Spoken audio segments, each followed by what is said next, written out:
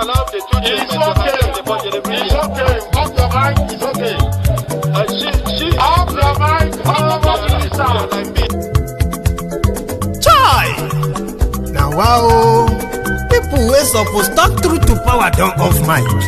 And if we talk, now 500,000 they go sama us, call them hate speech. But fear not, my ego don't come. Him go torchlight every corner, nooks and cranny of all these bad people where they spoil our country.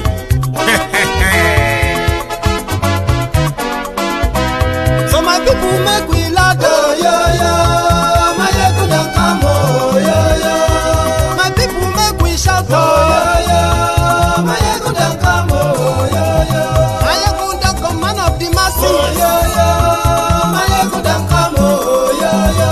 My ego diary politico, oh, yo, yo. My ego don't come, oh, yo, yo. This one not the off in mind, oh, yo, yo. My ego don't come, oh, yo, yo. Can in the touchlight every corner, oh, yo, yo. My ego don't come, oh, yo, yo. Okay, some people be they holla say they want the power. Chai, them be promise us say we go get light and power. Them hustle sote they can't get the power. But now they know they do anything with the power. Every day, dollar just they get the higher power over naira. Still them talk say make we off mind. But thank God say my ego don't come. So my people make you laugh, oh, yo, yo. My ego don't come, oh, yo, yo. My people make we shout, oh, yo, yo. My ego don't come, oh, yo, yo. My ego don't come, man of the masses, oh, yo, yo. My ego don't come, oh, yo, yo. My ego diary politico, oh, yo, yo. My ego don't come, oh, yo, yo. This one not they off in mind, oh, yo, yo. My ego don't come, oh, yo, yo. Person where they do evil, no one make person talk. Them say that my egun, that man too they talk. He too they talk. Say my egun diary, he they hot like pepper. But every day then they take money in bulk. Woman picking, they the street they hawk. Still them talk say make we no talk. But thank God say my egun don't come. So my people make you laugh, oh, yo, yo. My egun don't come, oh, yo, yo. My people make you shout, oh, yo, yo. My egun don't come, oh, yo, yo.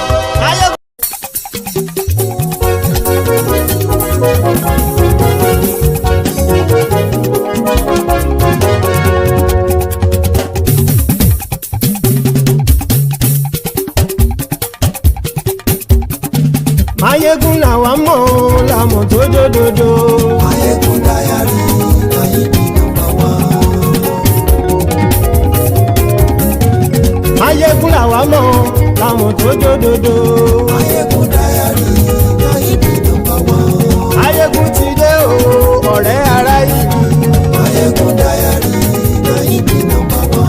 Lórí Facebook lórí YouTube. Mayegun diary ayé bí nọ́mbà wá. Gbogbo bó ṣe ń lọ ni Mayegun já wa sí. Mayegun diary ayé bí nọ́mbà wá. Àṣírí ọ̀jẹ̀lú kì í bò níbẹ̀ o. Mayegun diary ayé bí nọ́mbà wá. Bó bá ṣe eré àní Mayegun máa wí. Mayegun diary ayé bí nọ́mbà wá. Ó sì tún ṣe eré wàá gbọ́ níbẹ̀ o. Mayegun diary ayé bí nọ́mbà wá. Mayegun diary politico. Mayegun diary ayé bí nọ́mbà wá. Godfatherism kò sí lọ́rọ̀ Mayegun. Mayegun diary ayé bí nọ́mbà wá. Ẹ farabalẹ̀ sẹ́ o kẹgọ́rọ̀ lẹ́nu o. Mayegun diary ayé bí nọ́mbà wá. Àní Mayegun làwa mọ̀ tó dòdòdò. Mayegun diary ayé bí nọ́mbà wá.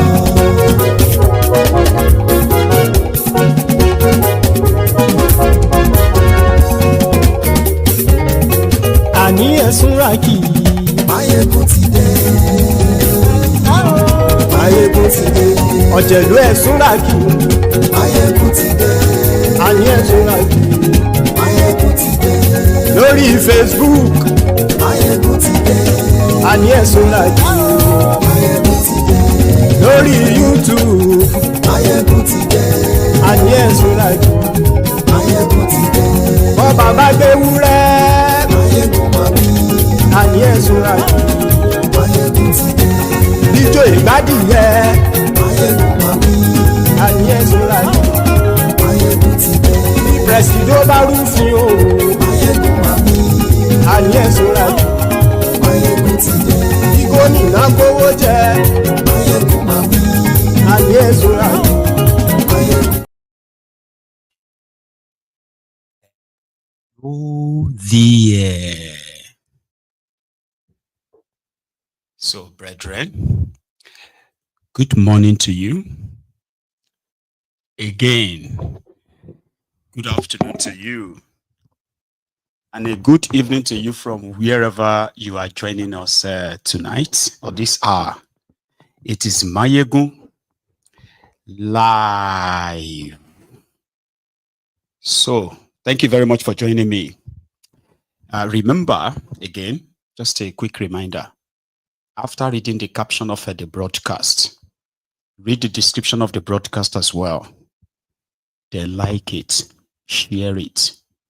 Invite your friends, invite your not so friendly friends. Tell them all that Máyégún today, that Máyégún is live. So, brethren, dear Templars, walk with me as we take a stop. Sorry, make a stop. And for something very quite, interesting, should possibly be like, of course, public health kind of like alarm. I don't want to use panic. Nigeria is a class society. It is a place where when, you're poor, in fact, hang on, the Nigerian class, as they kind of like love to class themselves, right? So Nigerian class are just like a rat that swallowed diamond. And then there it was in the midst of hundreds, if not thousands of other rats. So they invited someone, a specialist, that could detect which of the rats swallowed the diamond. Nobody could find which one. So what happened when this expert came in?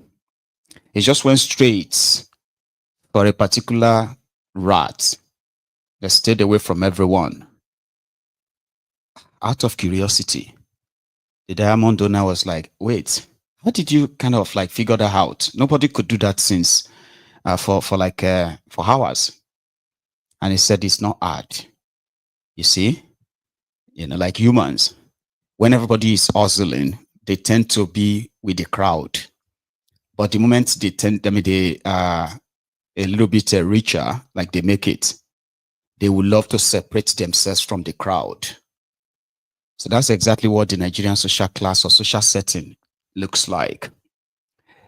The rich, as you call them, the rich in Nigeria, they love to live at least far away from the ghettos that most of them have created or helped create. And in that regard, they call those areas like posh areas, highbrow, where you have constant electricity, or supposedly should have constant electricity. You would have good, well-tarred roads, and clean streets, like a walking system, so to say, running water, clean water, and all that. So they are like a class thing that over the years, the political class and their friends that they call the elite, they have created that kind of like, a barrier. So to the point that a lot of poor people dreams of living in such highbrow, expensive, lovely certain areas in Nigeria. Not like you don't have beautiful, fancy areas all over the world created for themselves by the rich. But the only difference with between the rest of the world and Nigeria is that there is no essential services, right? That you will find in these expensive areas, basic amenities that you won't find in the not so expensive areas, that kind of class, yeah. So Lekki, VI in Lagos, the old money. Some of them, they call them old money. These were Nigerians who are so rich, but nobody really can tell you how they made the money. Majority of them were like retired military personnel, government contractors, and yeah. So to cut the long story short, over the years, as they've separated themselves from the rest of us, right, their own domain, okay, started getting kind of like a more deteriorated. All those normal amenities that will normally attract you and say, oh, they've got that there, you don't have it that here, right? They have become pretty much like non-existence. Now, that should be a call for concern among the rich. You know why I'm sharing this story with you now, yeah? Is because if you want to see a successful country, a well-administered, a well-run country in any part of the world, take a look at their elite. Do you understand? Just take a look at their elite. All over the world, people can always be very greedy when it comes to their insatiable lust for all this shiny stuff. But they won't sacrifice basic things in their country for that luxury, for those shiny things. So you should ask yourself, what is that most expensive automobiles in the world that they don't have in Nigeria today? None. But guess what? The same Nigeria is presented to the rest of the world as the poverty capital of the world, where we are all so poor that the criminals leading us are just looters and all that. You know? They are building themselves billions and billions of mansions and all that. They brag about what they just acquire. Oh, he just got this Vegas $1.4 million. Oh, he just got this aircraft, this private jet. It is $75 million. It's the most expensive. It's the latest. But they are all making that money inside that country. Then you look at Nigeria and you're like, what kind of elite lives here? What kind of elite flies in and out of his or her own country and looks at it and say, I'm so proud to have come from this place? Nigerian elite. You get what I mean? Nigerian elite are so stinking and so dirty that all you have to look at is look at the country. Their friends are the politicians. They are the contractors, the money launderers, and all of that for these guys. So they create this porch life, this fake life somewhere that somehow makes them, I mean, I'm just asking, like, if you're among all these multi-billionaires and what have you, like, do you ever like fly into Nigeria at night or anywhere and you drive through Nigerian roads and you look at everything going on and you're like, I'm so proud of this country. I'm so proud of this country I come from. Dirty, stinking elite. They are not miffed. They are not bothered. Healthcare system is in comatose. Oh, we can afford to go and get our medical care anywhere in the world. Look at the education system, right? Ruined, destroyed. Oh, yeah, we can. My daughter is going to go to Harvard. Oh, my son is going to go to Oxford. What about University of Ife? Obafemi Awolowo University? Don't get me wrong. My gardener, my driver, my gatesman, I am the one sponsoring their children. They are all in the university. This university, what do you call it again? Obafemi Awolowo University. Yeah, at least. I think my driver's son goes there. What about your son, sir? Oh, no, it's not cut out for the life, those courtism and all of that stuff. No, it's not cut out. But he's already, we're just waiting for his transcripts, and yeah, he will be going in the summer. Elite, Nigerian elite, they're not interested. Like you could make money, you could be, but now when you now look at those of us who are living on the other side, not rich, right? Just struggle, Ologumo, struggle, hustlers.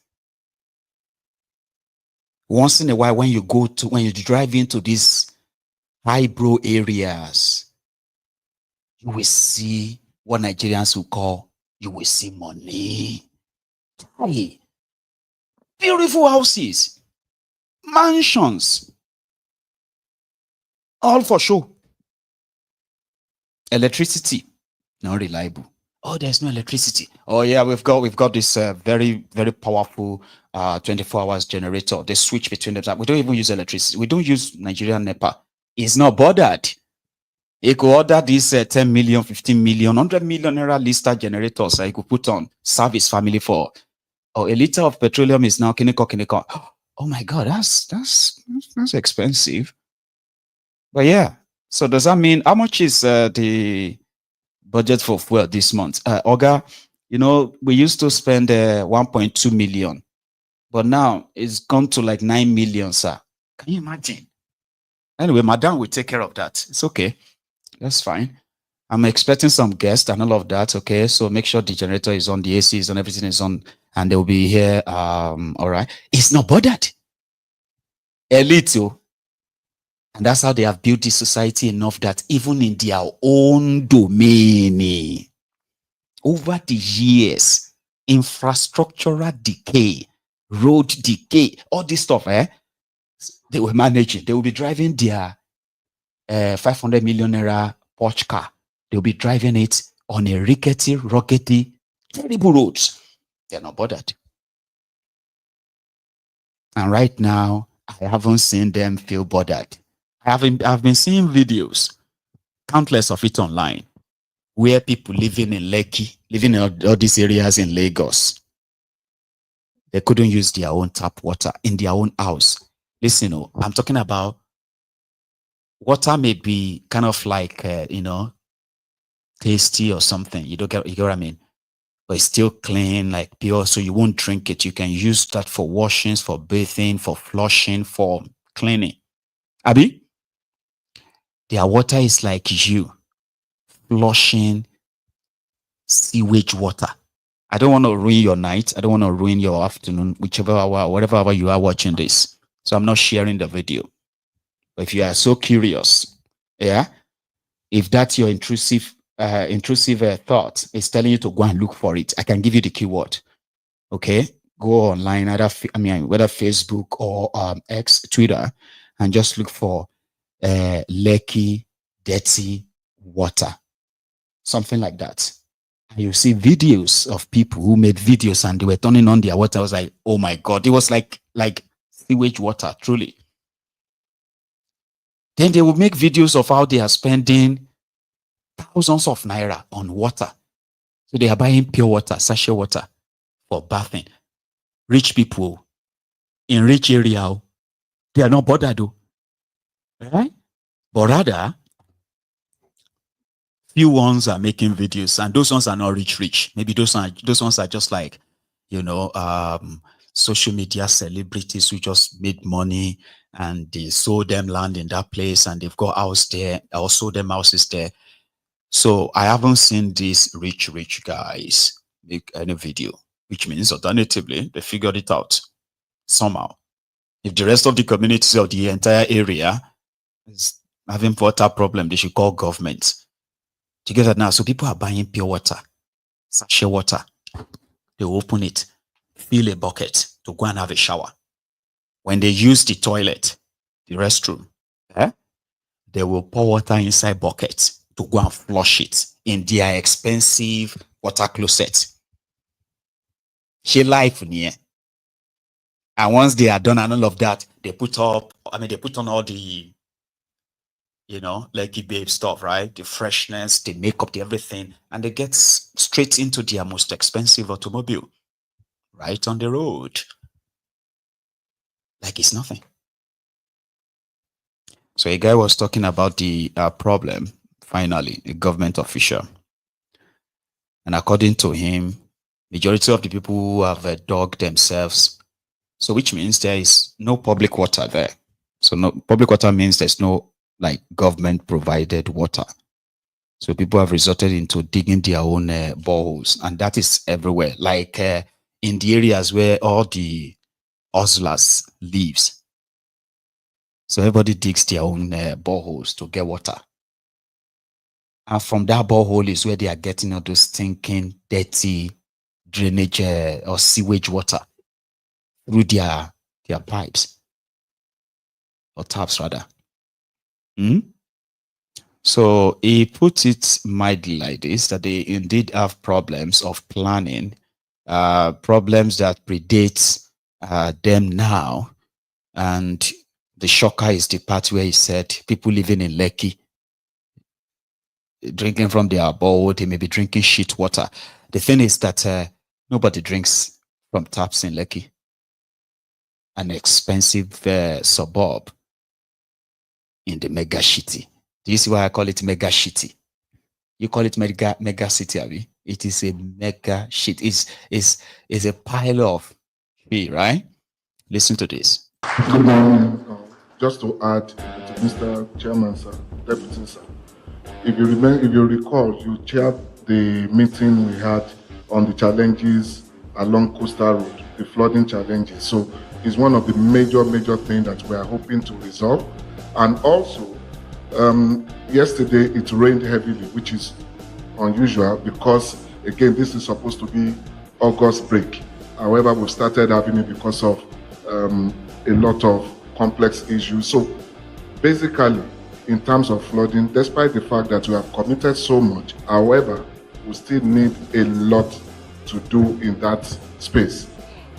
Presently, also on wastewater treatment, I will say that everyone digging any borehole within Lekki axis is probably drinking what I will call shit water, kind of.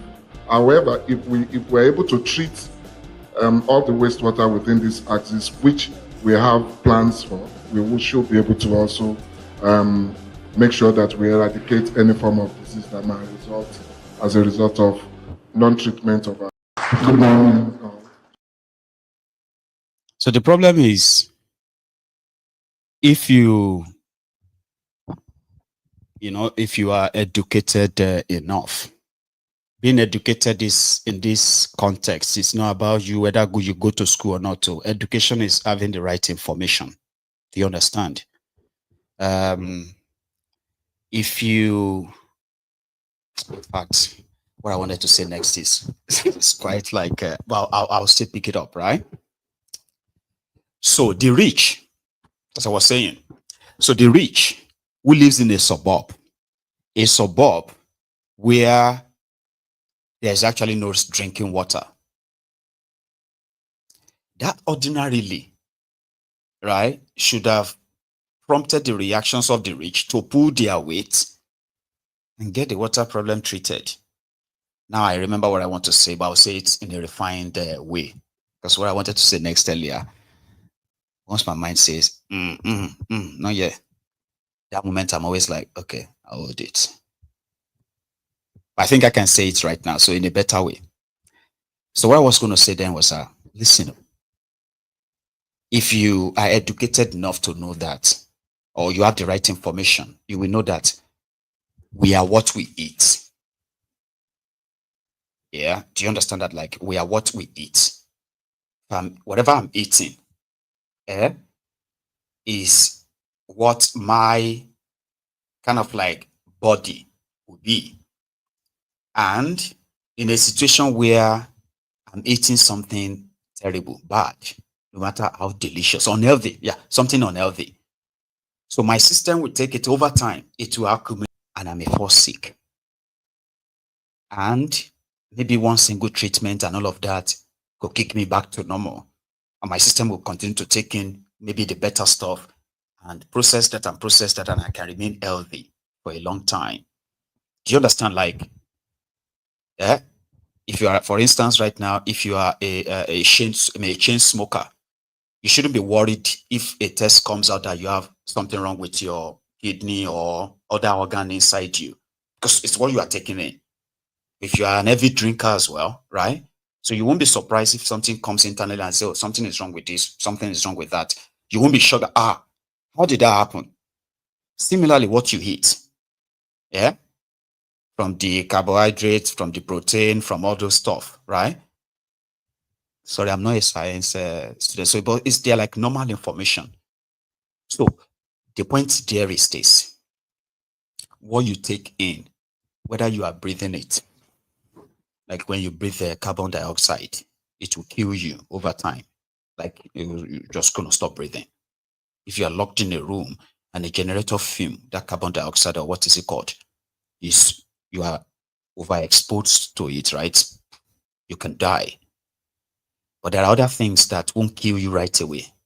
It's over time. One of them includes access to clean water and your food, the one I said earlier. Nigerians, in their millions, they are dying slowly from what they are exposed to, like what they are consuming. You may even be eating healthy. The amount of the air pollution, the other things flying around that could automatically alter your own system and over time build up, weaken your immune system, and possibly cause other damages over time.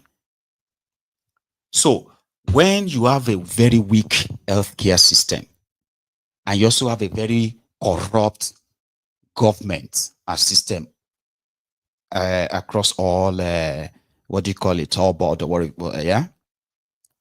So the danger they exposed you to shorten your life, is so huge for anyone at all that really kind of care for the sacred, the sanctity of life, that it won't cause you to raise alarm. So when you now see the rich people, ordinarily they believe that, I believe that the rich people, they have access to more information than you and I, because to become rich, even to become a thief in government and succeed in stealing enough that that itself requires access to some information. Then to keep your loot in a way that you don't have to worry about anything, that requires access to some information, maybe some other connections. So if you are rich and you're exposed to what this is, but somehow you kind of believe that, you are immune from it. But I know this is like me talking, or like talking to the wall, because I don't think there's any billionaire here on Mayegun's Diary Politico that cares so much to be on YouTube right now and watching or listening to this. I don't think. Maybe not. But this is where I, bring their elite to judgment. Like, what kind of elite do you have in Nigeria? The ones that loves partying, they loves all this show off, but they are living in the ghetto. They are living in a shitty place. Your uncle, that your rich uncle that is living in VI, living in Lekki, living in all those areas, is a stinking elite. Because rather than confront the existential threat to everybody, they believed that they are immune from it. They are so worse, Baba, because of Lagos traffic, the Lagos traffic and terrible road. These supposed rich people, they are so worse off that they built themselves a helipad. So they don't have to join the long queue of the bad roads to the airport. Now, as you are watching this, they are already building their own airport in Lekki. So they don't want to have anything to do with the mainland at all. The island, rich Novo, very wealthy people, Atlantic City. But it's just a very fine ghetto in the long run. A ghetto with fine, shiny houses, where basic things is actually the luxury that is not even there.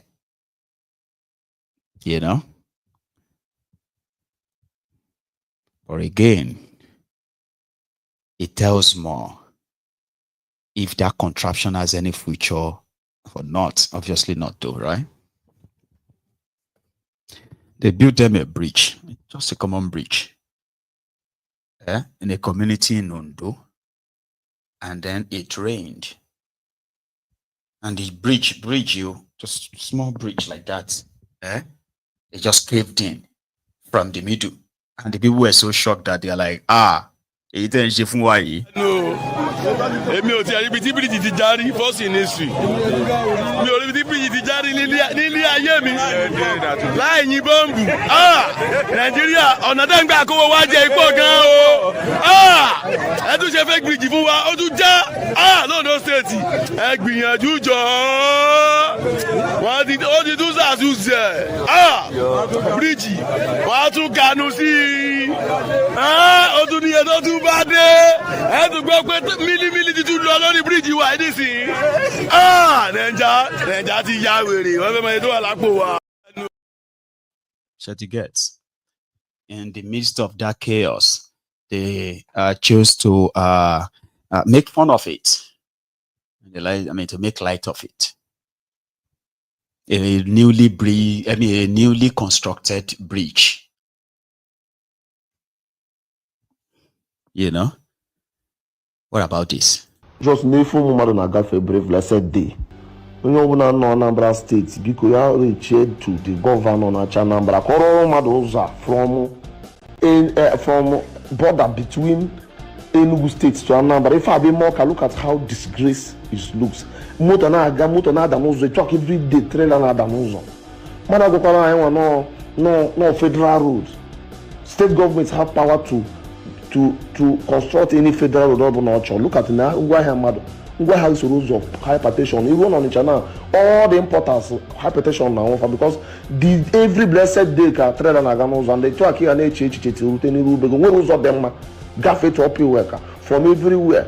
People be from Bromi to Head Bridge. Ketana is constructing the road leading Port Harcourt road from Aba, all those things federal road because it's very important. Look at capital city of Anambra State and not neglect here.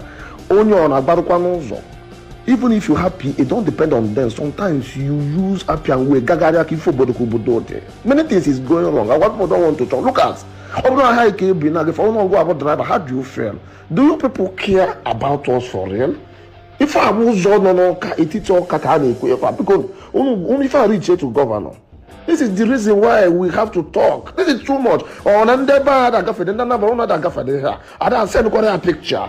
Where is the PAs? Anambra State has more money to do this. This is not up to even 3 kilometers. Unless it is building more than 7 kilometers of road. 30 billion naira project. This is okay. I'm a good year now, but I go no federal road. I'm an from Enugu, but I was there. I don't know about this area. Then they put an area. Okay, fine. If I want a job from your state, take it upon yourself, make it look good. Normalize, make it but this is capital city of them. Can you find out what they find? No news on the Trenaga, Lefumadanaga, Nefe, or Abo, Ndibayana, Toyanaga. Jesus, this is too much. Just very much. A little. They will wait for it. Now 3 kilometers. It's not up to 10 kilometers yet. No, 10 kilometers. Okay. It should be until it gets to Aba. If you can reach maybe about 60 kilometers, where there's no road there anymore, everybody will leave that part, face those ones who are coming, and turn that one into 2 lane, and you can stay like that for the next 20 years. Do you understand? What kind of elite, like what kind of rich people, your billionaires, what kind of elite do you think exists in Nigeria? I always ask myself, and this time is so frustrating because I have my answer, but at the same time, I'm always like, in Yoruba, like, you will live for God's sake, man. The roads that everybody will use, you will use it, everybody will use it. But no. Funny, but if they finally say, okay, yeah, we're going to do the road now, they will bring people from all over the place, spend money, bribe people to come and form crowd. And say, oh yeah, finally, the governor wants to do this road now. They will have fun, fear. They will deliver speech. And then fear billions. Well, elite. Once they take the money, Babakilo Shelle now, you go steal money for road. Go take and buy car. Steal money meant for road construction. So use that to buy yourself cars, your wives, and then to drive the cars on which road? I don't know. Maybe somebody said, Mayegun, get rich first before you begin to talk like this. You're talking like a poor man. I know. But are you going to be like that if you are rich, right? Is that what you're going to be like? Like if you're like a billionaire?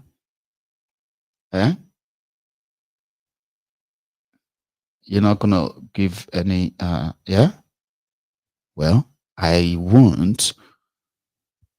But again, they said I should get rich first. So once you become rich, then you become what? A lunatic that is living in a ghetto, but make himself believe that he's living in a palace. Yeah? Money is meant to be made. And all of that stuff.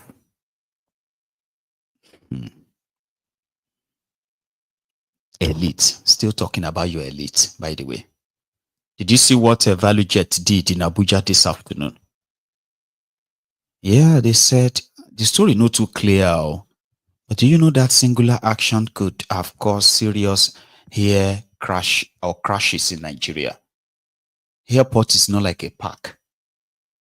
You see, for any plane to be to be allowed to, permitted to leave or to land, it's got to be controlled enough that they know what minutes, what hour each it will land, and the ones that are going to clear the runway for the other ones that are landing and the ones that are leaving, in order not to cause collusion. So they said Kwam 1, partly drunk, was right there in Abuja at the Abuja airport. And we don't know what transpired. So they said they pour alcohol or so, the leftover of his drink, he poured that on one of the staff, the airport staff. Well, what I don't get, I'll play you the video, is that in that video, we also saw the pilot of Value Jet move the jet while the airport staff, they were still standing next to his landing gear, like his landing tire or so. And he wasn't cleared to leave. So if Kwam 1, let me play you the video. Let's see the video first, because that's how we're going to kind of come back and see that. Impunity, by the way.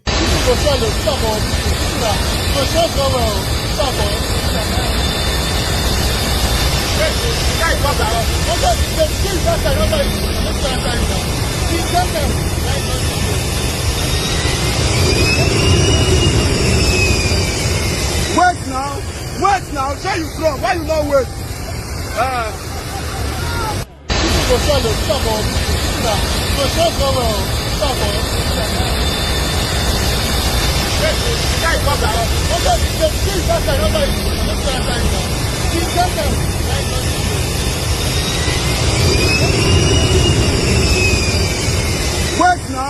Wait now, say you from, why you not wait?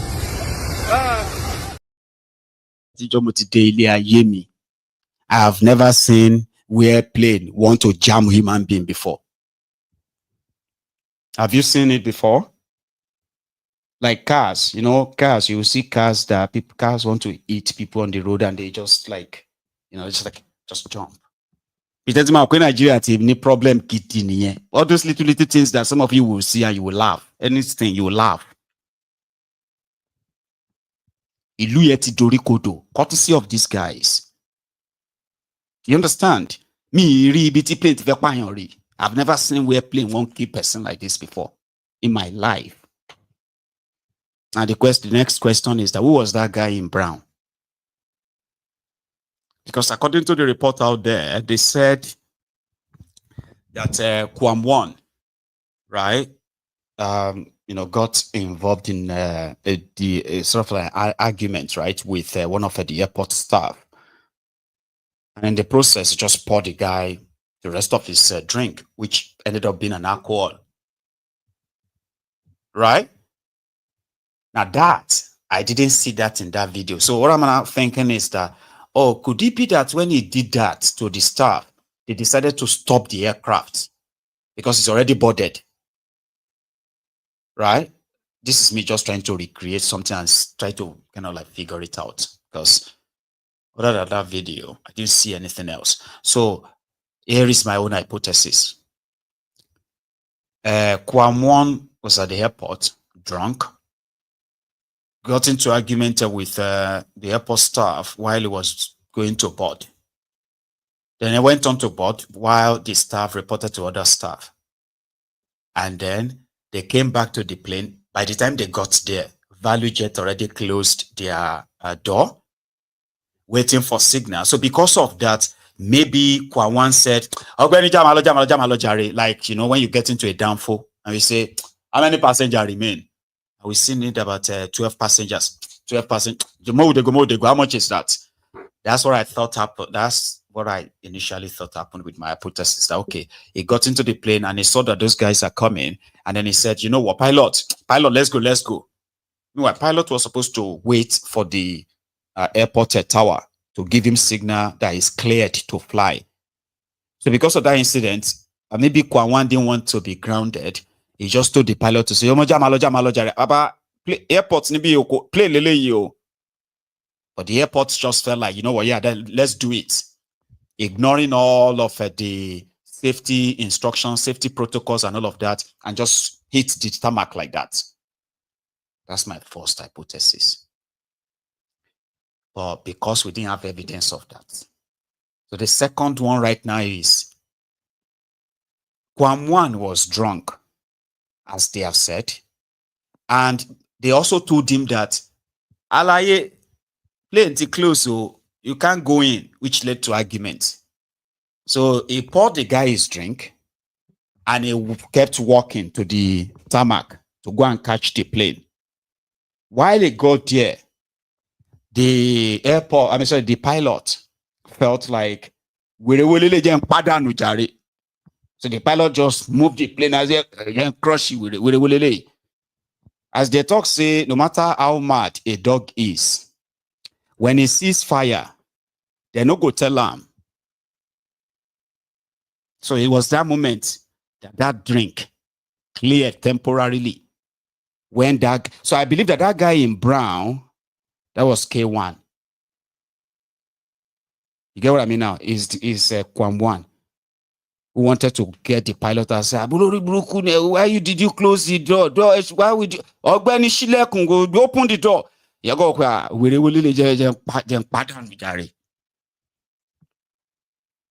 That's my second hypothesis. You can tell me yours, but watch it again.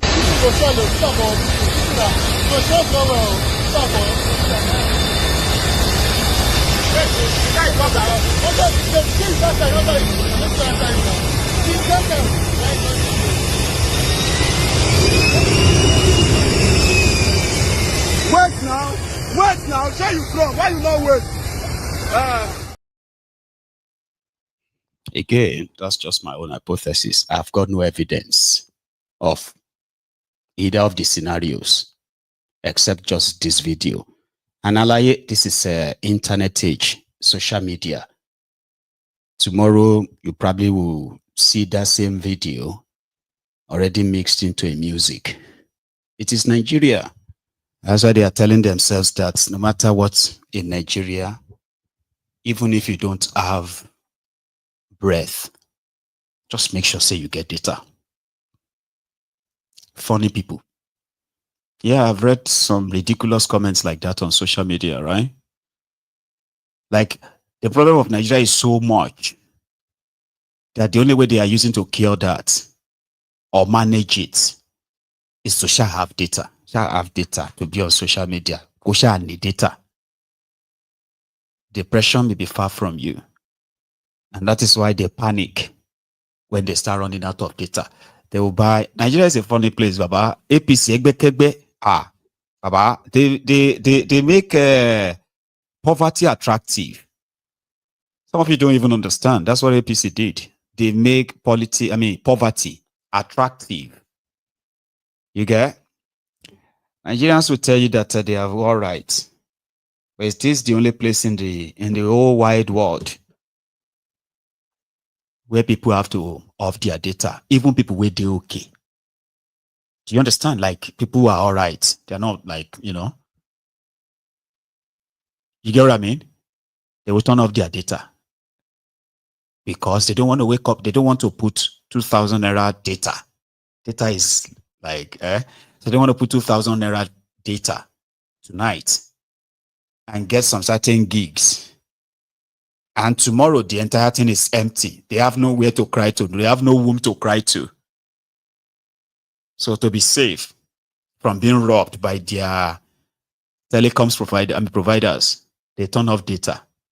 They say, I've been calling you since 12 o'clock. Huh? Well, am I being more data any? What do you mean more data?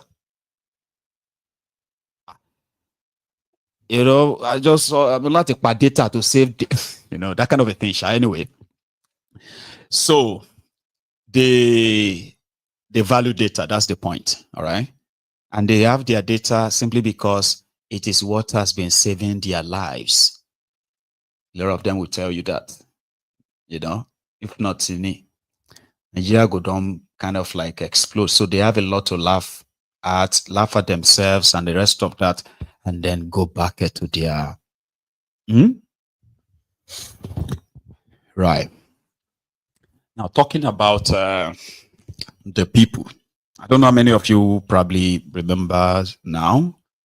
Somehow, maybe you've had the people mention it around you. It is about this GMO. I'm not here to talk about the GMO this or that per se, just briefly, okay?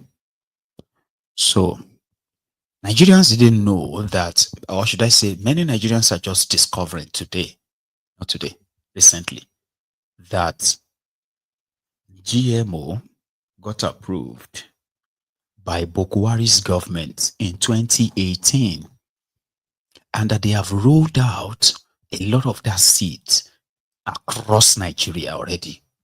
In fact, people have started giving reports back on the produce from that GMO. And the GMO seed is not just about corn or agbado. You've got beans, you've got millet, you've got rubber, you've got cotton. Yeah, they've got cotton. They've got ginger, they've got all kind of stuff that they have seeds for. But because of the risk, as well as that's a problem now, and we need to start using their terminology. Pollination I don't know. That is when they say the ones that are not GMO, natural seed, you plant them here.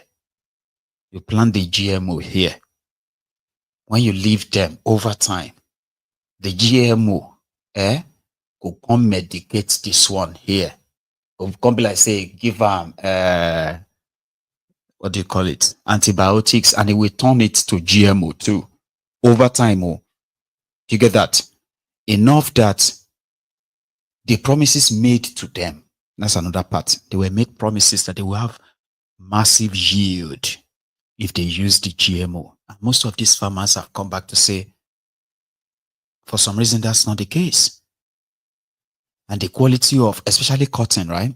The quality of the cotton is not natural. It's not like in the process of trying to when they start processing the same cotton, right, into thread and all of that, majority of that is so lost and not reusable. Something that they shall raise concern on, all right? But like the ginger. Ginger is one medicinal plant that a lot of people believes is so multi-purpose, so healthy and all of that. So its originality is so important. But because of the insecurity, terrorism, and the rest of that, so cultivating ginger in Nigeria, or let me say the cultivation of ginger in Nigeria has reduced so drastically. Enough that they couldn't get any extra to fill the deficit. And therefore, it has become so expensive. According to people, they said 100 naira ginger 2 years ago or 3 years ago, today is now over 1,000 naira. That same 100 naira ginger. Anyway, it's a serious stuff there, right? So one guy now appeared on TV, okay, who, according to his bio, he works in the agricultural sector in Nigeria, where data are being collected. Do you get that now? Oh, we cultivated 1,000 hectares of farmland to grow, for instance, to grow maize, corn. But by the time we harvested, and we expected that this 1,000 hectares is going to produce, for example, it's not accurate, but like, for example, so to say, oh, this 1,000 hectares of maize farm, when harvested, if it comes out well, we are expecting at least 2 tons of maize. Okay, 2 tons. And then the harvest came. It's harvested and they could barely see half ton. So which means their projection failed. So the next thing is data collection is going to help them to figure out what went wrong. Is it the pesticide they used? Is it the land, the soil? Is it the fertilizers they applied? Or is it actually the seeds? So they will do the research around all of that, what caused it, so that next time they want to plant, those factors will be, kind of like looked into before they start another one. That's what is called data collection for improvement, for growth. That's the reason why you have data. Agriculture, business, administration, governance, you need real data. And there's something called real life data, which simply means not something somebody conjured anywhere. It's actually through the practical, what you actually practice, experimented and all of that, where you could separate your wins, your losses, and the rest of that, learn from them based on the data. Know what led to what. If you succeed, that's a pattern. How do you build on it? Or how do you even improve? Do you understand? That's what data means. Oh, okay. Nobody in Nigeria can tell us how much GMO seed has been given out by government of Nigeria's partners in the last 7 years. They can't give you the numbers of farmers who signed up for this GMO seed and on which and what. Kind of seed. No data. Okay. Now, what about the places where they are planted? Do we have the names of the states, the areas in those states, the local government areas of the places, and how many hectares of land are currently being used for GMO in Nigeria? No data. No data. Okay. This particular guy was then asked, you said you've invested in agriculture, a lot of it, yeah? Hang on, people are complaining. For instance, ginger, the price and all that. Oh, no. That was before thiefnubu came in. We planted ginger in 2023. 5,000 hectares of land of ginger. Okay. Could you tell us how much you then produce from that 5,000 hectares of land? Between Rufai and this clown, characters in charge of Nigeria, making decisions that affects millions. Those millions who are here now and the millions yet unborn. Listen to this, guys. Rufai here was asking you for data, concrete, empirical data. One Mr. Yerima from Utako Market has responded. He says that we're trying to ginger things up a little. He said the ginger we used to have by 100 naira, 200 naira is now 1,000 naira. So that's about ginger, because it was you that introduced ginger. That's why I wanted. See, all these things you're saying, Dr. Zoma, is good, but that's why I wanted the production data. So maybe next time if you can get production data, that's just it. So all this great, so that we can track the outcome and the end point of all this production, so that we can all grow together. That's just all I want. That's why I want the production data, what it amounts to in the end. But maybe in another engagement we need to talk maybe more. There should be a better connection between your office and the market. Yeah. Because this is a man in the market who is saying ginger is now 1,000 naira. We have the market connection. You cannot, the ginger is very clear. In 2023, there was zero production in Nigeria. So last year, we had 5,500 hectares in Kaduna State alone. And last year, only around 2,000 agreed to venture into ginger. And the gingers were planted before Mr. President was sworn into office. It is not a force of its own. So when... Dr. Zoma, tell us the tonnage of ginger produced this year. No, maybe it doesn't it know is that still often. very... No. The census for that... The census for that has not been done. You cannot ask me to throw up numbers that is not verifiable. What about last year? There is an entity in Nigeria with the response, with the mandate to do that. The National Agricultural Extension Liaison in Kaduna, they have not done that. What about last year? They have not done that. He just told you. So the data is not available and they don't have market figures. No. Thank you very much, Dr. Kingsley Uzoma, for joining us. Not the market figure. The market figure is just very clear. The dynamics does not support the prices to go down until all the farmers that farm ginger begin to farm ginger and you have equivalent output. The demand is constant, but the supply has reduced. The market forces comes into play. Okay. The data in our and this happened before President Tinubu was sworn in. He is the person that came in. For the first time, the Ginger Association has never had any intervention from federal government. Federal government intervened, provided fund, provided extension, provided the planting material. You can call the National Root Crop Research Institute. Okay, Dr. Uzoma. That provided the seed that are disease resistant and gave to the farmers and trained them on the good agronomic practices so that the problems cannot repeat again. Okay, Dr. Uzoma, we understand your effort. Nuisance lele.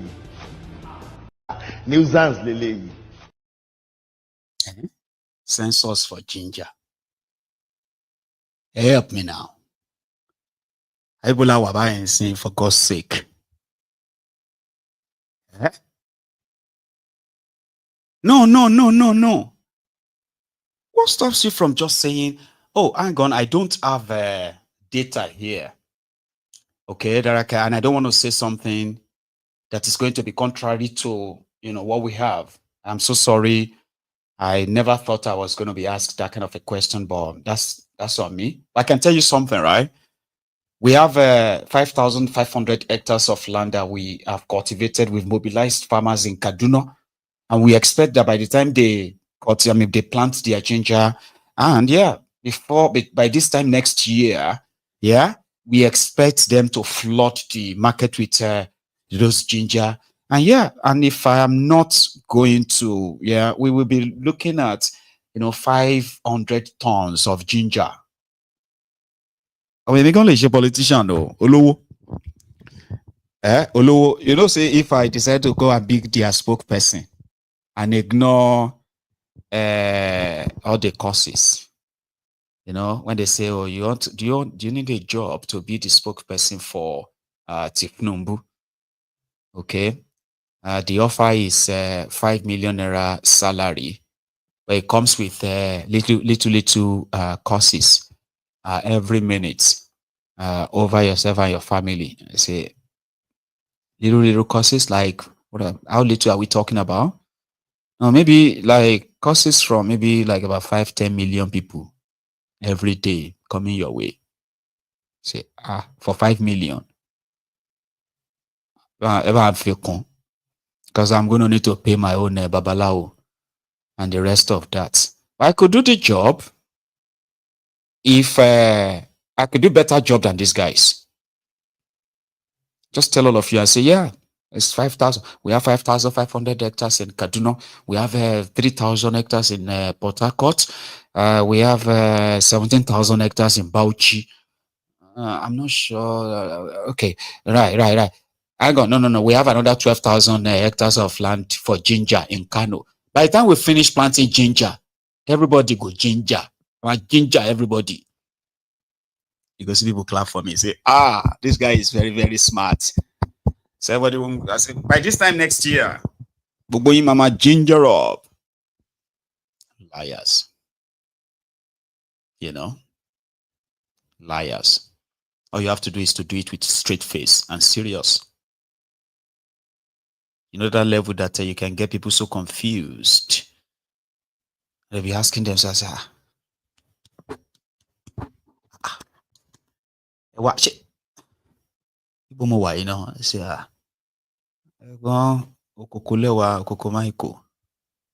so Nigeria, say you are still in Nigeria. They joke also TV. Everything this person is talking about here is like he's talking about a different Nigeria. Is it the same Nigeria? Where are they? That's he's paid to lie to you. That's exactly what these Ronokus and their bunch of nitwits have baked, rogues, so to say, have baked illiterates to go out there and continue to tell you this. And if you probe it to, be like, sir, just they fire the guy. Listen, he said they planted in 2023 before thiefnubu came in. Then in that same breath, he said, it's not the fault of thiefnubu, okay, that it was thiefnubu who came in and gave them money for the first time. So they've got 2,000 farmers. They've given them pest-resistant crops. They've 2023, where you planted ginger. How many did you plant? In 2024, how many did you plant? Did you harvest? Because there's no plant or harvest anything. When they open farm in northern Nigeria, the terrorists will take like 2/3 of it. Those who escape from them, at the end of the day, some of them will actually sell the farm and use the money to pay ransom of their family members that didn't escape. That is the reality. That is why you have no ginger. That is why your federal government have no farm, except their imaginary usual farms. And sometimes you look and say, is this one farm for the people of Etema in Ghana? Abi is actually for Nigeria, this farm where these guys are showing the video.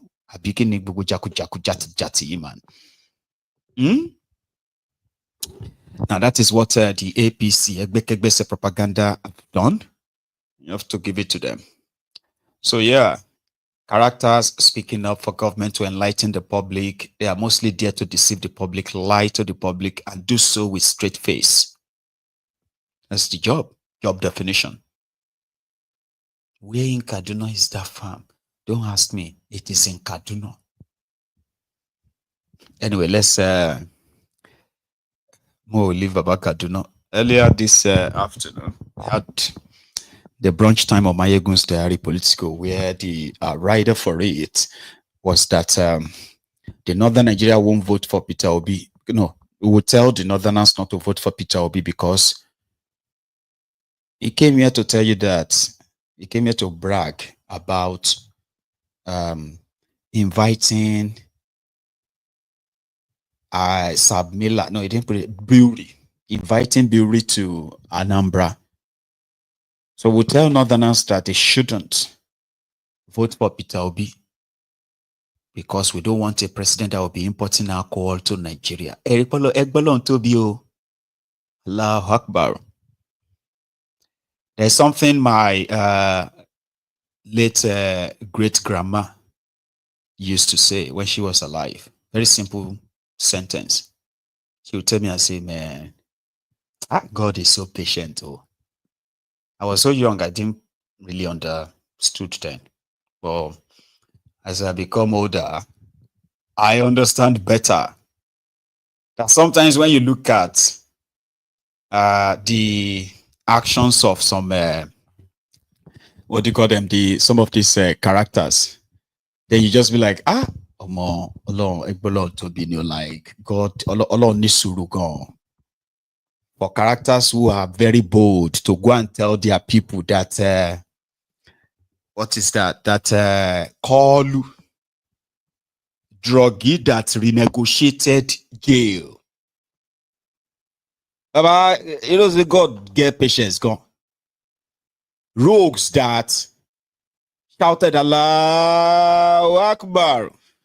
We call himself shouted Alhamdulillah, Alhamdulillah. You remember? Alhamdulillah. Alhamdulillah. Alhamdulillah. Alhamdulillah. Alhamdulillah. Thiefnubu zone, Alhamdulillah, Arabia, Amen. No be Saudi Arabia, oh no. God knows from where it could be that of the Guinea. But did you hear the voice of that far behind? His own Alhamdulillah is that fast. Alhamdulillah is God base, it's God tenor. You get? Because the stronger you say your Alhamdulillah, there's a chance that will be the size of your own your gift.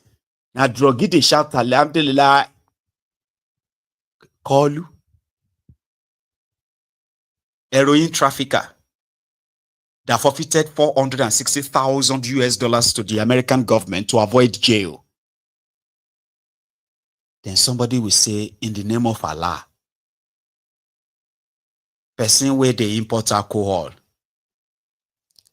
to Nigeria is dangerous.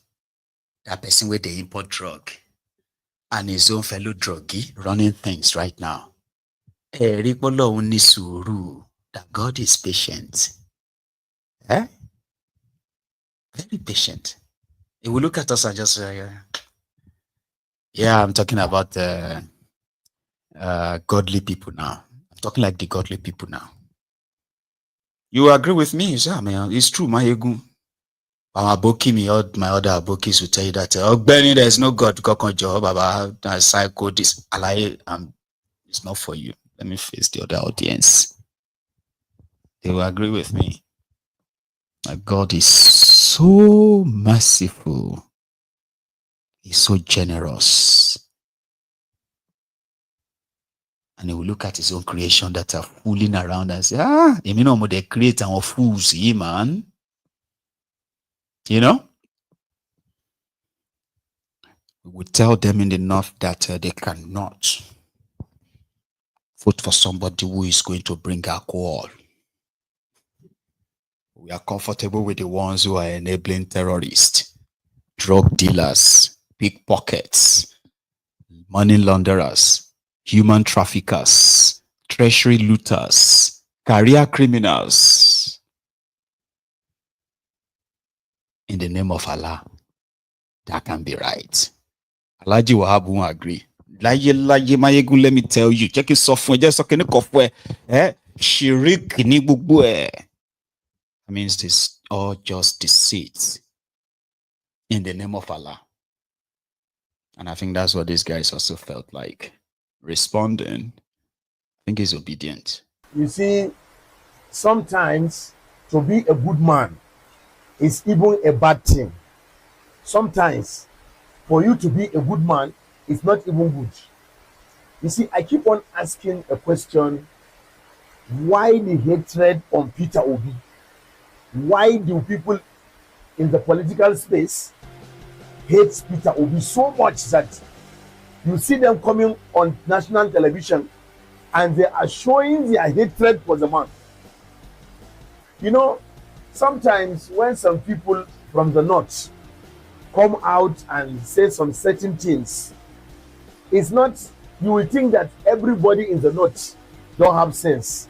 You don't know that it's some few people that just come out and open their mouth to just say what they feel like, and everybody will just generalize it and say the northern people are like that. We are not like that. As a matter of fact, the northerners are one of the most welcoming people in the planet Earth. They are the people you can live with and you will love them because they are welcoming. Forget about the security situation that just happened. It's because of poverty. That is why the North is being used by the political and the vipers and the vampires as a playground for insecurity. Because if not, how can somebody like this man, as fine as you are, look at how you are looking very handsome, and you come on national TV, as educated as you are, you come out on national TV to say that you cannot vote for a president that will allow the importation of alcohol in the North. Do you think that it's today that alcohol is entering the North? Before you were born, alcohol has been in the North. It has been in the North. And you cannot even stop as long as Nigeria is concerned. The Kano state government have done ISBA and all these things, but they still go in. You say that you don't want a president that will allow the importation of alcohol in the North. But the same man that get money from the sale of an importation of alcohol carries the money and go to where there is challenges in the North. And he gives them this money and they collect the money. So why did you not tell him not to take money to the North to go and help the poor masses in the North? You see, I don't know why some people just come on national TV to just embarrass themselves on national TV. Before you go to the television to talk about somebody, you have to educate yourself. You have to sit down and tell yourself that, am I going there to disgrace my family, or am I going there to make sense? There is no perfect human being in this earth. There is, even the current president is not a perfect person. You see, Drug dealer. Please, let's be very, very honest in our share you get now, because we don't know who is watching. So there's nothing like he's not a perfect. He's not a perfect. No. He was a drug dealer. Once a drug dealer, you're likely going to be the don. You don't have to run drugs or have you, but you can use your position to clear ways for your boys, which is mostly what they are doing. I'm looking for that. I'm waiting for that. Early. Just want all of you to come back here and say, Mayegun, you said it to like say I be pastor or I be seer. I'm looking for that day when you're breaking news. Nigeria private jet has been seized in Malaysia. Why? Because they found 11 briefcases of heroin, drug, and cocaine and others. No, the presidential jet. It's over. Whatever Pablo Escobar couldn't do in Colombia. Sorry, Pablo Escobar couldn't do in Colombia. His brother Pablo Escobar is successfully executing it in Nigeria. I'm looking for that day. Nobody said they wish you anything, no, but they can still be very much like smart until they are not. You know? But here is what Transistor Radio Senator, that's Shehu Sonny, had to say about it, because they are kind of like trying to tell their people that don't listen to everyone telling you to hate on thiefnubu. Our problem is our own problem. It wasn't caused by thiefnubu. And this guy has been waiting for his own appointment. They say they won't make him ambassador. So if they take 2 years, 2.5 years, prepare madness of 4 years, and the person will enter market right now. So Baba made video to tell the North to leave thiefnubu alone. I hope thiefnubu announces ambassadorial appointments soon. This guy don't try. You remember him? Sonny? Yes. Most of these people talking about not this, not that, northern Nigeria this, northern Nigeria that. These were people who had the opportunity to transform northern Nigeria. They failed. They failed in the areas of education, they failed in the areas of health, they failed in the areas of infrastructure, they failed in the areas of security. Most of these people were in power as ministers, as governors, as people holding positions in department and agencies of the federal government. They couldn't address the problem of poverty in the north. They couldn't address the problem of illiteracy in the north. They couldn't address the problems of destitution in the northern part of Nigeria. They had the whole opportunity, the resources to do that, and they failed. Their opposition and criticisms of this administration is not born out of the love for northern Nigeria. It's not born out of the love for the Talakawa in northern Nigeria. It's not born out of the desire and interest of the masses of this region. Because if they truly love the North, they could have addressed its challenges. The North is a victim of their failure of governance. Northerners were the result, the poor people in the North were the outcome of their disastrous outing when in power. They had all the time to transform northern Nigeria. But what have they done? None. Let us not forget, many of them who held position of authority and power never even identified with the North when they were on the seat, but only with their own position. When the last head of state, may the Lord bless his soul, was in power, they occupied strategic position, which was an opportunity to transform northern Nigeria. They failed. Now they are inciting people in the north and cramming themselves in the so-called coalition, when all their anger was simply about their own personal interests. They have been in power for so long that they can't live without power.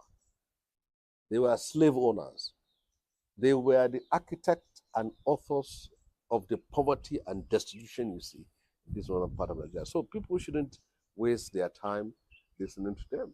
And for those of us in Kaduna State, we came from the history of their failure and destruction and divisiveness. And we will not allow ourselves to go back to that level. And we are waiting for them when the time comes. Don't get me wrong. I wanted to play that clip. That Oroto Zoi on Shereni Abon Siri. Then I was like, but he's not wrong. He's not wrong. It's just that he himself is also protecting the fact that he was kicked out of power too. And he was denied all of that benefit. The guy that did that to him has now been played by the person that succeeded Bokuwari, that's a thiefnubu. So Erufaya that denied Shehu his own feeding bottle for 4 years is now on the other side. The table has turned. Shehu is now with Kolu, waiting for his own ambassadorial appointments and calling out El Rufaya has been desperate because he's out of power. He can't even stay out of power for 4 years. So share you guys. So he didn't lie. They all had the opportunity to make northern Nigeria safer or better, but they did a very, very terrible job. A job where rather than bring development, they brought terrorism. Rather than bring orderliness, they glorified and legalized corruption. So impunity, nepotism, and all those fancy words of negativity that you can find in the political lexicon, right? You can fix them into it, all of them, one by one. Yeah? So it's not wrong, okay? But at the same time, don't be deceived. All of that is service to say, well, if our people suffered and still suffering because of what you guys' selfishness did, well, they should let them continue to suffer. Because we understand that whatever they are going through on that thiefnubu, share you get now, cannot be worse than what they have been through under Bokuwari. So therefore, let them suffer it. They can't punish thiefnubu for that. Because punishing thiefnubu means he himself won't get his appointment. And if he doesn't get his appointment, what do you think will happen? Sorry, Facebook has stopped the broadcast, so we are just now left on YouTube. So more will just stay out here. So talking about political place and offices and all that, Sule Lamido was with, he was in Arise, was on Arise News, and they were talking about the situation, the development of in PDP, as well as the coalition and all that. So Werey Wike's name popped up because Werey Wike just granted what he called a media chat. A media chat where he lambasted PDP, even though he said their problem is like over for now. Okay. So Lamido said, whatever has a beginning must always have an end. Werey Wike's usefulness is coming to an end. He is a career politician himself, and he can tell you very much that the reason why thiefnubu gave Werey Wike this so much chance and this kind of like power, it's not because Werey Wike is anything special. It is simply because for what it is right now in the south, they call it Niger Delta part, they need Werey Wike to finalize thiefnubu's planned capture of the place. And once that is done, it would have no use for him anymore. Lamido. Member of the PDP as today has thrown his weight behind Tinubu for the 2027 election, but he's still in PDP. How do you come to terms with that? He's in the opposition, he's thrown his weight behind the incumbent who is in APC. I try avoiding discussing personalities because when you begin to discuss personalities, then you are narrowing the issue and you are getting the whole issue diminished. I've been saying Tinubu will look for somebody who will help him in his own political interest. And they are very, very willing mercenaries who are willing to be rewarded and hired. Remove the office which is holding today. He will be like me, an ordinary person. So his entire weight and the rhetorics and whatever he's saying, is because he's got the office which give that kind of flair, visibility, and authority. Simple. Remove him from that office. He'll be like me. So please, leave Wike alone. Look, I don't know, but then I think Wike days are numbered because the purpose of picking Wike was for him to make sure that Tinubu became something in the South. And today, by Tinubu's personal, maybe personal manipulation and personal coercion, he'll be able to win over Akwa Ibom. He'll be able to win over Edo. He'll be able to win over Delta. And of course, Wike therefore in River. So you see, this area in the South was purely scaled by Tinubu's personal effort, not through Wike. Earlier on, Wike might have been relevant, but then by the time Tinubu is able to secure the South his own basket, Wike will become irrelevant, and he'll remove him. I'm telling you that. He will remove him because he held him for a purpose. He's appointed Wike for a purpose, giving him the office for a purpose, and by the time the purpose is no more, that's the end of it. Let's talk. Member of the PDP as today has thrown his weight behind. I mean, that's kind of like an expected prediction. I don't think politics work that way. So what Sule Lamido and many others are doing is projecting what they want to happen. Okay? If you are in the category of those who, who are waiting for the time that thiefnubu is going to sack Wike, right? I don't think you should be waiting for it because it serves no real purpose. Do you understand? Their politics doesn't really work that way, right? And it simply means that if he doesn't sack him, you'll be disappointed. No. It doesn't work that way. So the thing there is that Tinubu won't sack Wike like that. You know what I mean? It won't. Because what Tinubu does, like what he did in Lagos, is that he always have this long-term plan where when he's no longer your president, he is going to want to continue to choose your president for you. I don't know for how long, but yeah, that's what Tinubu is. And to make that happen, right, he needs different characters for different roles from any part of Nigeria. And I think Werey Wike fits into that. Yeah. Because it's not just about, it doesn't need Werey Wike to rig election in Rivers or these places. It doesn't. No, it doesn't. If there's any time to get rid of Werey Wike, it will be now. It doesn't need Werey Wike anymore. In that sense. But the thing is that he is there for what is more, he is there with thiefnubu for something that is more than just River State or South. Werey Wike is more than that. I hope some of you know that. He is more than that. Werey Wike is like Nigeria judiciary when it comes to the political branch of the Nigeria judiciary. Werey Wike is a live bencher there.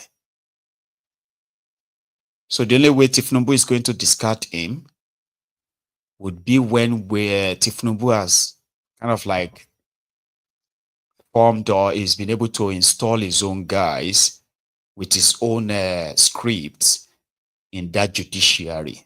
And I'm not talking about just appointing the head. thiefnubu will change everybody inside that place if he gets set to spend 8 years as your president. By the time he finishes, you all finally discover who they are paying the Aso Rock rent to. You go find out who is the Aso Rock landlord.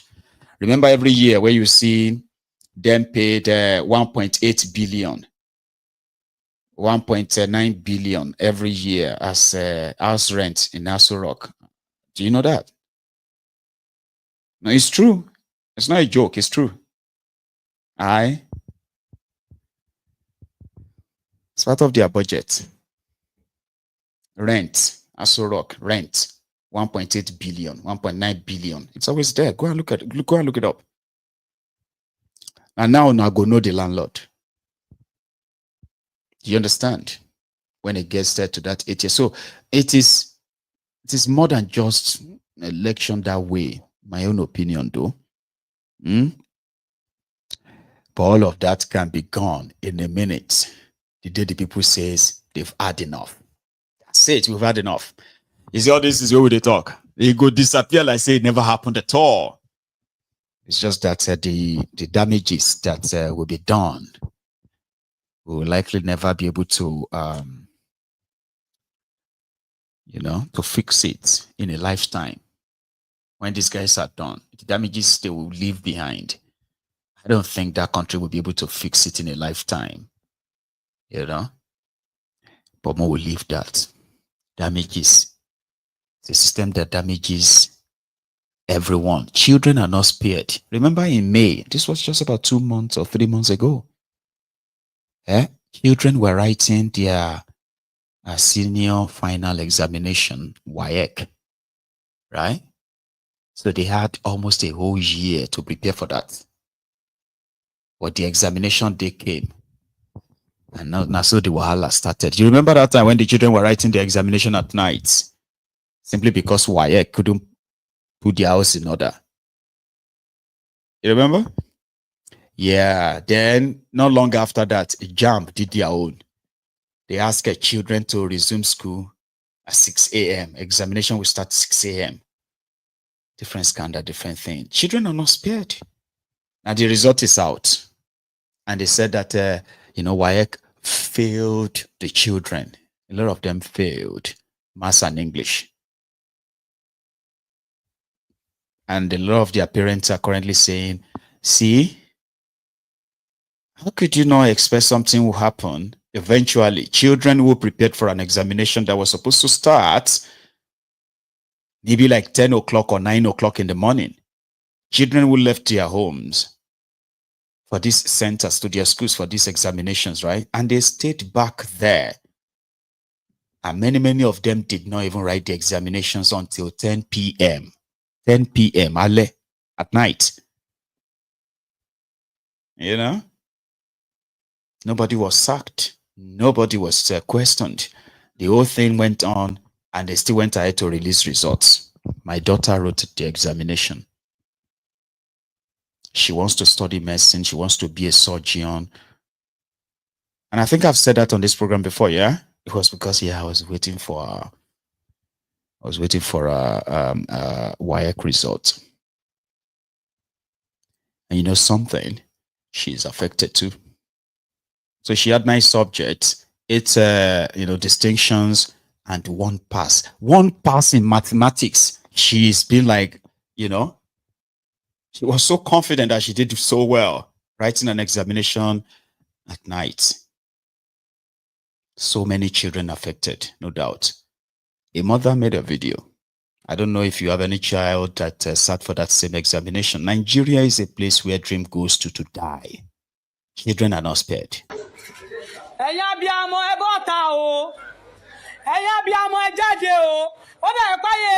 Wike ayé wọn fẹ́ bàjẹ́ ayé wọn fẹ́ pọ̀ lómú kùsù báyìí o ẹ bọ́ síta o gbogbo subject àwọn ọmọ yẹn àwọn ọmọ tó pàṣẹ òpọ̀ most àwọn ọmọ wọn fail maths and English ṣó yẹ kó rí bẹ́ẹ̀ ṣá ṣó yẹ kó rí bẹ́ẹ̀ nígbà táwọn ọmọ ń parí tó bẹ̀rẹ̀ maths tó bẹ̀rẹ̀ English nírọ̀lẹ́ tó ń parí ẹ̀ láago 11 alẹ́ táwọn ọmọ wọlé ní aago 11 alẹ́ ṣó yẹ kó rí bẹ́ẹ̀ gbogbo Wike ọdún yìí kò bọ́ sí rárá ẹ̀yin abiyamọ ẹ jẹ́ bọ́ta kẹ́ ṣí ẹ̀kẹ́ láìkì kẹ́ jẹ́ kájọ pariwo fún wọn kó tètè ya mọ̀ kan tí wọ́n máa ṣe ẹ jẹ́ kájọ bọ́ta báyìí kó tètè ya mọ̀ kan tó máa ṣe ṣó yẹ kó rí bẹ́ẹ̀ mo ló ti ṣẹ̀záàmù lóru mo ló ti ṣẹ̀záàmù lálẹ́ gbogbo Wike táwọn ọmọ yẹn ṣe kò sí èyí tó dá ń bẹ̀ kò dá rárá lórí máàsì ò dá English ò dá ẹ wò tó bá dákẹ́ tàyọ̀ wọ́n bá wà dákẹ́ o ẹ jẹ́ kí gbogbo abiyamọ ẹ jẹ́ ká ètè káyà bọ́ta má ní pé kò kàn ẹ́ o tí ó bá ń kọ́ ẹ lọ́dún yà á kọ́ ẹ lọ́dún tó bọ̀ ẹ jẹ́ kí gbogbo akájọ bọ́ta kẹjẹ́ kájọ pariwo lé wọn lórí ẹ ṣí ẹ kó go viral kó lọ káàkiri á jèrè àwọn ọmọ wa o nǹkan yìí ó mọ̀ mọ́. Tell me what are we producing and selling to other countries? Not even slippers. We eat the skin of our cows instead of turning them to beautiful bags and shoes. Eliminate that. It's a sign of poverty. It's a sign of poverty. So do you understand? Like, children are not spared. From the moment they born you like this, you open your eyes inside blood, you go know someone Nijalon Kwebio. And from that moment, you need to kind of like brace up. They go, they sing, even if you don't understand the language, everything around you go, they tell you, say, more, prepare. Get ready, Nijalon Kwebio.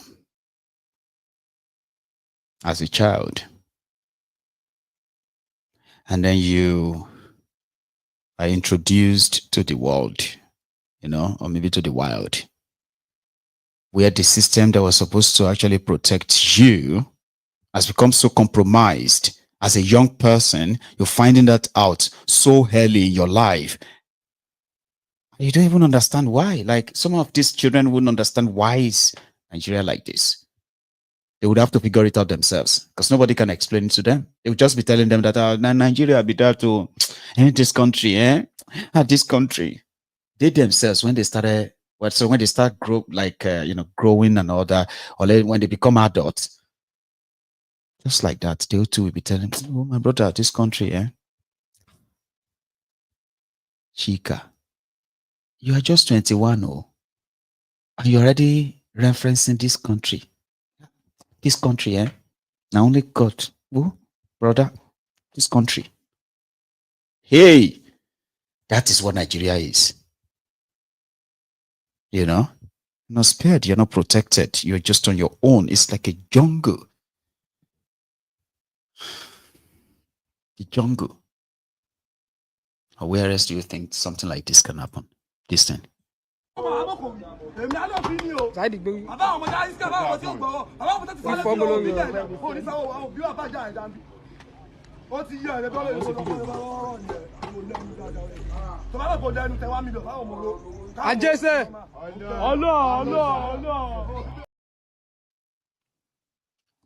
leaders of tomorrow. And they're everywhere. A society that continues to breed them just tells you that, Omo, it is very, very hot outside. It is very tough. And from a very young age, you are likely going to be exposed to that. You will. And then you go about and try to kind of obtain people, extort them, use as much, as much explicit that you could want to use, expletives rather, that you want to use. Just, even if you have to go violence as well. All for what? All for thieves, extortion, thieves forcefully taken, extortion. The society says, and if in the process, they come around and they just grab everybody, and they end up locking him in prison. He may be in that prison for another 5 years. The same system will abandon him, they ignore him, treat him like that.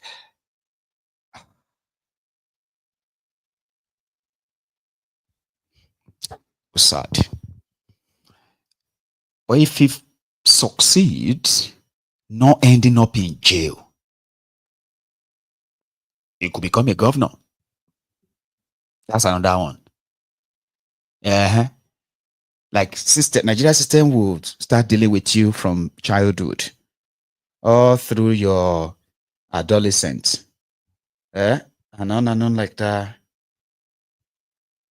If you still try, you even like still stay on track it down, the system can then mold you into something else.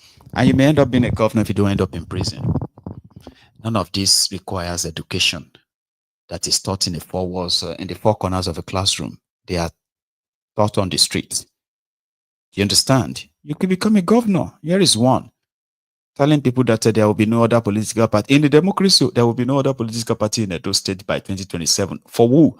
For call your governor of Edo. Before 2027, there will be no other party in our state.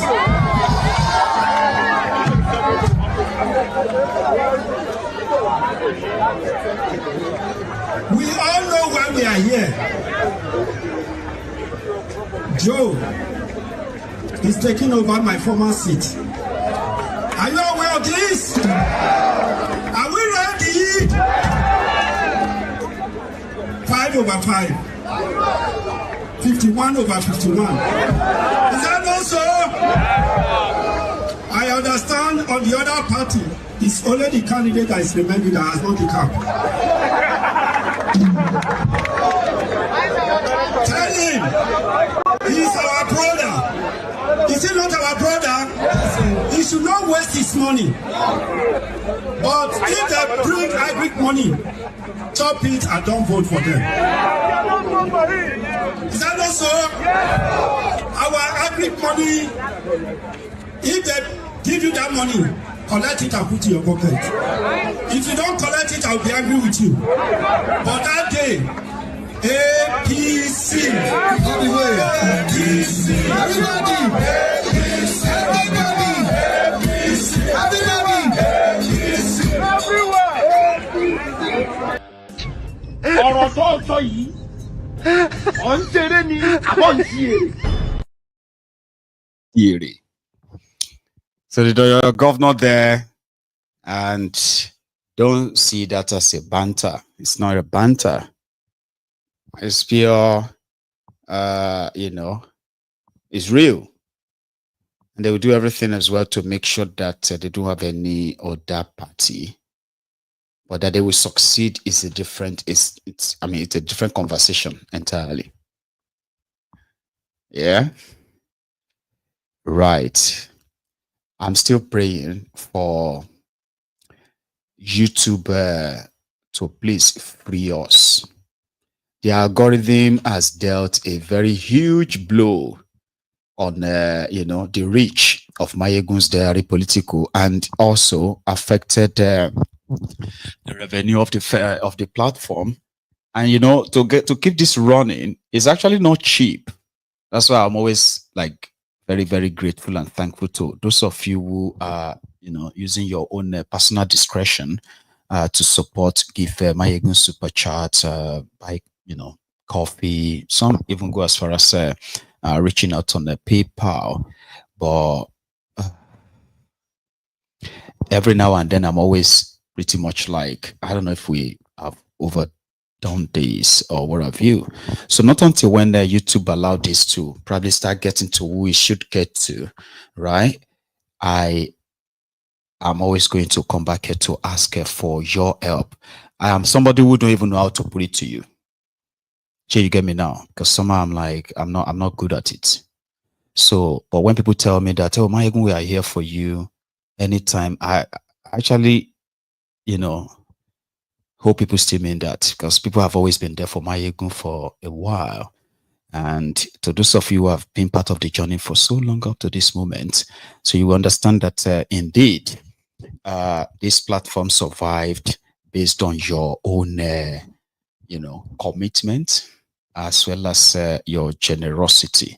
So I am reaching out at this point that every one of you who is a member of this temple, if there's any time that you should actually really reach out to Mayegun, it will be no other time than now. And that's the most I can say, because I don't even know how to present it to you, like, and if you indeed really, really wishes to, reach out to Mayegun, here are a few links you can use. I've got the Diaspora Radio's account that comes straight to me. I've got the PayPal, which is all right there scrolling on your screen. You can use any of them, or better still, use the Buy Me a Coffee and another link out there. Again, thank you. So now let's go to this almost the last part now. While I was preparing, that's why you didn't see it as part of the description of this chart. So while I was coming in, the news of another detention of Omoyele Sowore has been announced. I don't have all the details, but I could tell you prior to this new arrest, there have been some exchanges between himself and the police. And the reason is because of his face-off with, the police IG. The man that was supposed to have retired. But somehow they skewed it and they extended his tenure, in which Omoyele Sowore has been campaigning tirelessly, calling him an illegal IG. Something that has triggered other reactions, including police pensioners coming out to, protest their unpaid gratuities. And some police officers also protested their own retirement, because they were like, why would you retire us when the guy that we joined the force together is still the police IG? We're all supposed to be retired, not just us. So they got arrested and they are in court challenging their own retirement. So the guy that sacked them believes that Omoyele Sowore is the instigator. Omoyele Sowore is the one that is, causing all these problems. So they invited him. They invited him for questioning. Then while he was at the place, at the appointed date, they told him the person to attend to him was not around. That they will communicate with him later to come around, to come back. Then he said 2 days ago, they reached out to him and said, now you can come. And he said, no, you will need to write me a new invitation.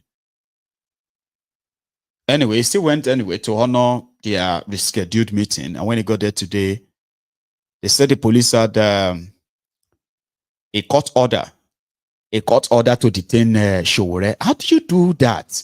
How do you go to court and ask court, I want to go and detain this person, and the person was not even there to defend himself and say, what did I do? And then the court is going to grant it as, oh, yeah, go on. No arrest, it's no arrest warrant, detention order. Once you get him, lock him up.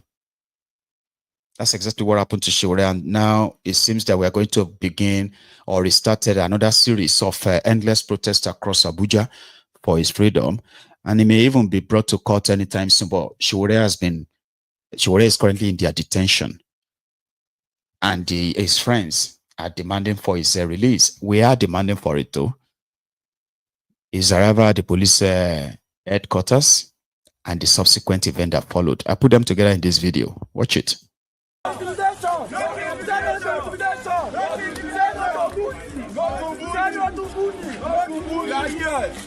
don't get anybody who care for the full country. The full country, you don't know who they fear. Even to the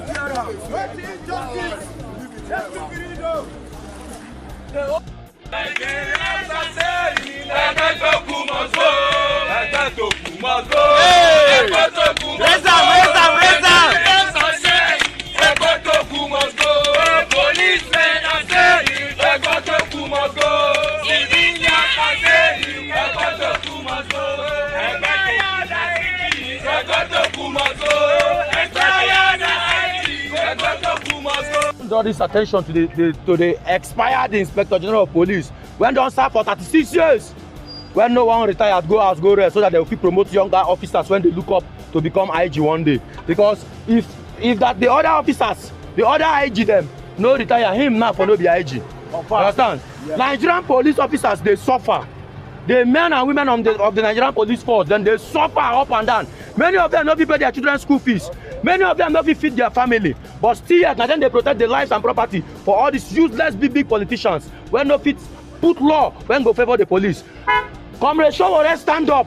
Start to talk about police welfare. Start to talk about police lives. Start to talk about the retirement of police, their benefit and everything.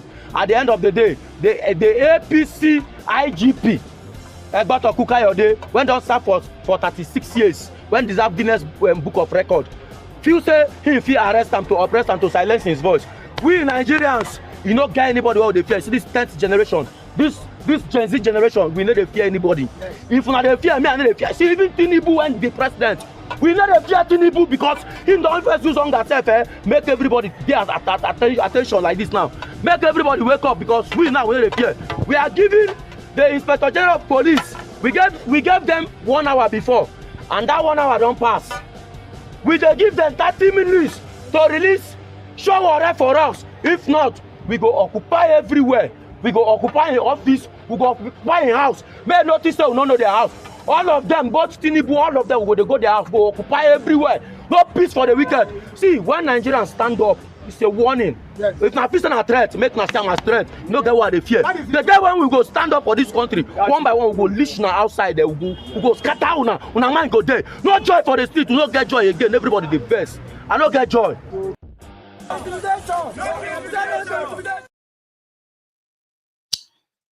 Indeed. And right now, the demand will be for the unconditional release of Omoyele Sowore. You know, the impunity, the abuse of power has become so legalized in that place that the law, the supposed, you know, those who are supposed to protect the law or defend it, they are pure lawbreakers. They are law unto themselves. They can't practice democracy because they're like, these are dictators in a democratic set. Excuse me, in a democratic setting. Personal egos of individuals overriding the institutionalized supposed ethos or what have you.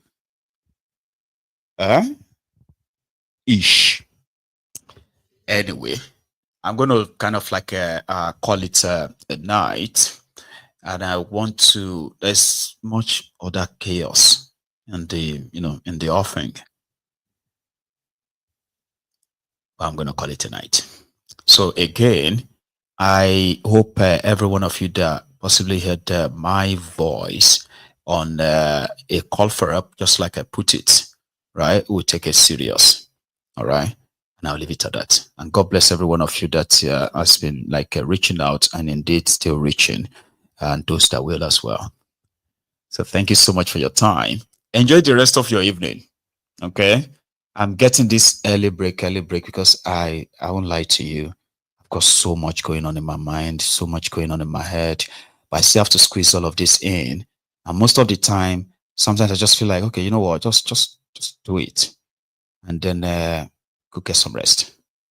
You see, when you are not really motivated enough that, you know, because I put so much into this, I do. I put so much into every session that I turn on my camera. So by the time you now realize that the effort is so diminished, right? And then you get to a point, you'll be like, what's the worth? I don't think I want to go now anyway. So please, I'm in that phase now. And somehow it has affected a lot around myself. And if you hear this voice, just see it as a call for help. I'm not in any problem or what have you, but it simply means that there's so much going on around right now that I mean, it's like spiraling, okay? So every little help will mean so much. So take care of yourselves, and you all have a wonderful night. Good night.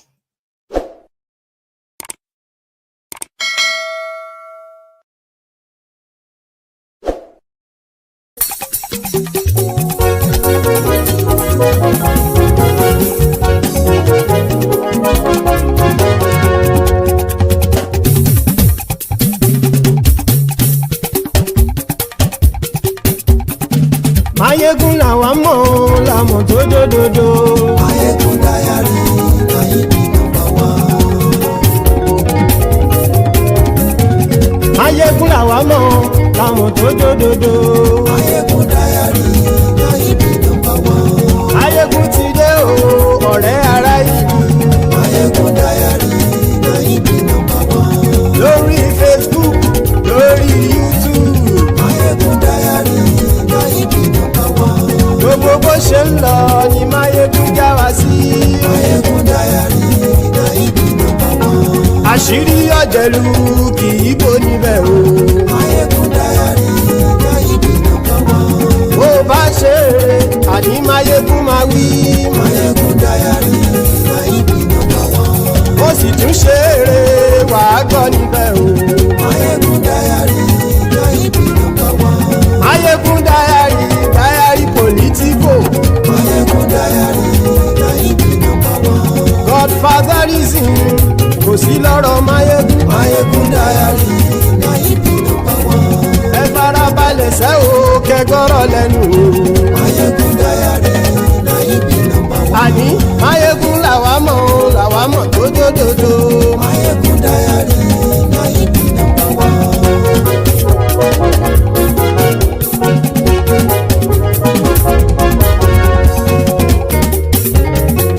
Àní ẹ̀sùn ràkì. Mayegun ti dé. Mayegun ti dé. Ọ̀jẹ̀lú ẹ̀sùn ràkì. Mayegun ti dé. Àní ẹ̀sùn ràkì. Mayegun ti dé. Lórí Facebook. Mayegun ti dé. Àní ẹ̀sùn ràkì. Mayegun ti dé. Lórí YouTube. Mayegun ti dé. Àní ẹ̀sùn ràkì. Mayegun ti dé. Bọ́ bàbá gbé wúrẹ́. Mayegun máa wí. Àní ẹ̀sùn ràkì. Mayegun ti dé. Ijó ìgbádìyẹ. Mayegun máa wí. Àní ẹ̀sùn ràkì. Mayegun ti dé. Bí pẹ̀sìdó bá rúfin o. Mayegun máa wí. Àní ẹ̀sùn ràkì. Mayegun ti dé. Bí gómìnà kówó jẹ. Mayegun máa wí. Àní ẹ̀sùn ràkì. Mayegun ti dé. Ọlọ́pàá tí ń gba rìbá. Mayegun máa wí. Àní ẹ̀sùn ràkì. Mayegun ti dé. Aṣòfin tí ń rúfin o. Mayegun máa wí. Àní ẹ̀sùn ràkì. Mayegun ti dé. Òpùrọ́ olóṣèlú. Mayegun máa wí. Àní ẹ̀sùn ràkì. Mayegun ti dé. Ọ̀jẹ̀lú ẹ̀sùn ràkì. Mayegun ti dé. Àní ẹ̀sùn ràkì. Mayegun ti dé.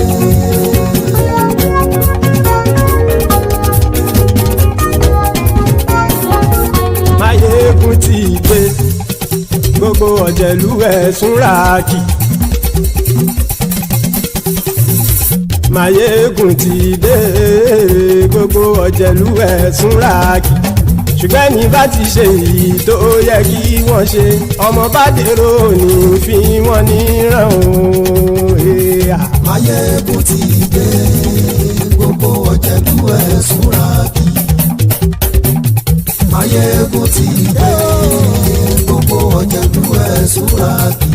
Ṣùgbọ́n ní bá ti ṣe yìí tó yẹ kí wọ́n ṣe, ọmọ bá dẹ́rọ̀ ò ní fi wọ́n níran. Wọ́n fowó bẹ́ẹ̀ o, Máyégún ó sọ pé wọ́n ò fẹ́ bẹ́ẹ̀. Wọ́n fowó bẹ́ẹ̀, Máyégún ó sọ pé wọ́n ò fẹ́ bẹ́ẹ̀. Oníkanṣá ti ṣe yìí tó yẹ kí wọ́n ṣe, fáwọn ará ìlú tó gbé wọn débẹ̀ o.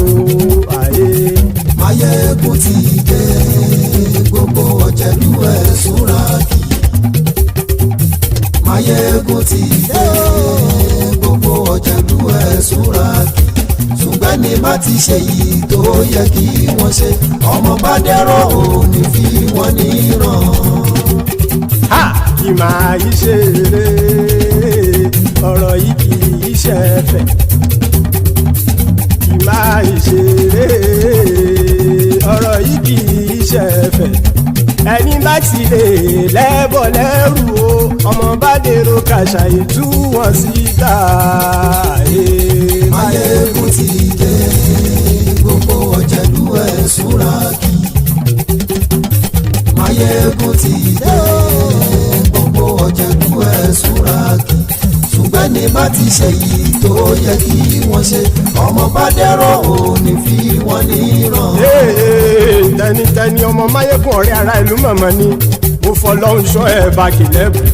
Lóòótọ́ olódodo ìlú ọ̀tá ìlú mọ̀mọ́ ni ìwọ ṣá máa ń ṣọ́ra kò sì mọ́ bẹ̀rù. Bọ́tà ń lè rí bóníṣègùn lé káwọn mọ̀mọ́ fi ṣera wọn ni ó ti dẹrùn tí wọn ò gbọ́dọ̀ sì mọ́ bẹ̀.